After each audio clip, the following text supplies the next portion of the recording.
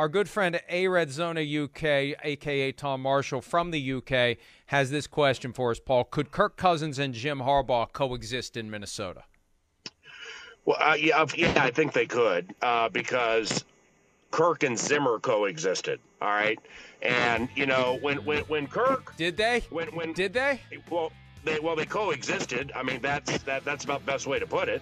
But into the season, man, you remember it because I think we even argued about it on the radio a little bit. When Kirk made the decision not to vaccinate, all right, that made Zimmer pear-shaped. But see, and then like fans were killing Kirk also. Selfish, narcissistic, you don't get it, the whole thing. But see, here's the fraudulent nature of fans. Because then Kirk plays like an MVP, and he's helping your fantasy football team, and you're all cashing bets because of him. So then we can't find you with a searchlight. But then he gets bit in front of the Green Bay game, and the season's over. Well, now all of a sudden he's the devil. So it just outside of you. I mean, you were consistent the entire way with your stance because you didn't have an agenda. But a lot of people have agendas with things like this, and whether if Kirk and Jim Harbaugh cannot coexist, he's an offensive mind who was a quarterback. He has a gregarious personality. He's not crotchety, from what I understand, but he has an opinion. Honestly, I don't care. I mean, because I just don't care if Kirk can exist with him, coexist with him or not if he's here. It has to happen because Jim's high end. They got 1 year left under contract with Kirk Cousins. The way it's set up, it'll be very difficult to franchise tag him for next year. I think they need to make a decision one way or the other, up or out with Kirk Cousins. They either extend him or they move on. And you know how I feel about Kirk Cousins.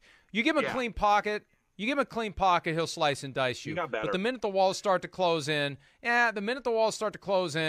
not Mahomes, he's not Josh Allen, he's not Kyler Murray. But you got to be able to make chicken salad when the play that's called falls apart, unless you're going to block for the guy better. And they don't block for him as well as they need to. They had a guy in Case Keenum who was able to make things happen with his legs and extend plays horizontally and find somebody open. They didn't want that. They wanted a guy who'd stay in the pocket.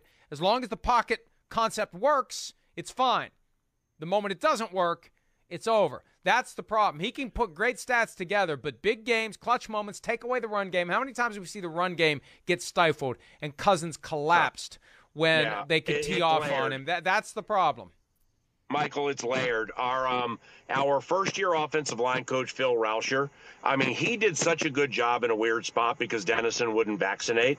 I mean, that's a master's in engineering from the Kubiak tree with 4 Super Bowl rings, okay? I mean, that's high-end offensive line coach, but high-end run game coordinator. So the guy who replaced him, Phil Rauscher, he's different. I mean, Phil, in his first year, he reaches in and gets your soul and did a wonderful job with the Vikings offensive line. What he got out of Ezra Cleveland at left guard and so on, Darisaw when he was playing. So this is not an affront on Phil, but part of the reason our running game fell off is because of the Dennison situation. So now Dennison's going to be consulting guy, right? I mean, I didn't hear one time all season anybody, Zimmer, Spielman, anybody praise Dennison for the work he's doing consulting because he probably wasn't consulting. So, I mean, that feels like it might be crotchety head coach being like, bleep you, if you ain't going to do this and be here, then we ain't going to use it. I can't say that for sure. But if I'm Kwesi Adolfo-Mensah, the new general manager, speaking of quarterbacks, like my A topic right now is figuring out if Kellen Mond can play. Because I got so sick last year behind the scenes and being at practice and stuff of hearing people say, Kellen can't play. Kellen can't play. And then Zimmer childishly assassinated him verbally after the Green Bay game. That was ridiculous how he treated that. And, okay, Kellen might not be able to play.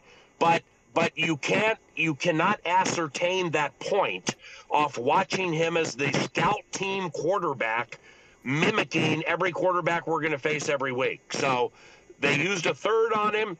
You know, I got other people around the league before the draft who I respect telling me that it's not the greatest pick in the world. but it still doesn't mean it can't work, specifically with a guy like Harbaugh, who, again, with Kaepernick, much more highly touted out of Nevada, Reno, and he's bigger and he's thicker than Kellen, but Kellen can run a little. Colin can run a lot. So you got to figure out if there's something you can do with Kellen, whether Kirk is here or not. You with me? I'm with you, and I think it makes sense, and we'll see how it plays out. I'll go back to a point I've been making for the last week, and this applies to the Giants, the Bears, the Vikings.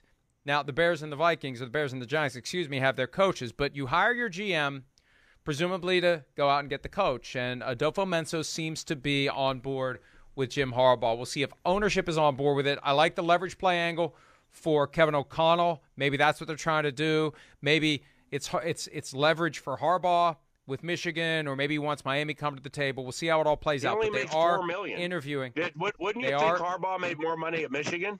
He agreed to take a pay cut. He took a pay cut last year because he hadn't been getting it done. Now he had that 1 year where he got it done, and he's looking for greener pastures. Yeah, but you know what, man? I mean, I'm not disrespecting or disparaging the coaching ranks in college football. Okay, recruiting, you got kids who deal with different problems. You can't pay them, or you can kind of pay them, or whatever it is. You're right about it all the time. But it's a different beast here in the NFL, man, and it can be steely. And Jim ain't leaving that nookie blankie for a $1 million raise. That's the end of the story. And, I mean, if Zimmer on the buyout, his deal was guaranteed. So that was a fat number now over 2 years. So now that's 2 years, at whatever it was each year, 8 and change. So if I'm Jim, I start there. I mean, you want me to leave this where I can stay here forever, and you want me to come in there and work with a quarterback on a 1 year deal, and you're telling me that Danielle Hunter might not be on the team because of money and injury, and you're telling me Barr might not be on the team, and you're telling me Patrick Peterson, who, by the way, is a freaking stud. My God, was he good last year. You're telling me Patrick will only be here if Todd Bowles is the coach. Well, yeah, I need 8, and I want say over personnel. It's my call on who we draft, and that's how it's going to work.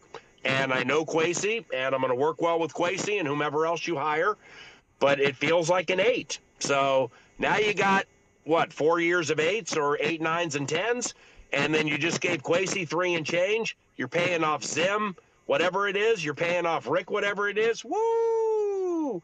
They got it, though. I mean, Chris, I know Chris. I almost called you Chris. But it doesn't Paul, mean it's easy they got to just throw it out. They got it. Huh? We won't need to have a bake sale for the Wilfs. Trust me on that.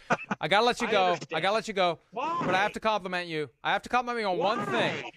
First time the words beast and steely have been used in the same line since the Eagles classic Hotel California of the late 1970s, a song with which I'm sure you are very familiar. They stab it with the steely knives. They just can't kill the beast. You got beast in front of steely. I'll still take it. Thank you as always. Hey. Don't wreck your Yugo. Be careful. What did you think of I my gotta word ballyhooed? Ballyhooed's okay. I'll give it a 4. Maybe a 5. I love you. All right. Hey, Thank like my hair you. today? Thank you. I'll talk to you later. I like your hair every day, Mr. Einstein. I love you. Bye. Hi, I'm Mike Tirico, and thanks for watching. Make sure to hit subscribe for the latest news and highlights from NBC Sports.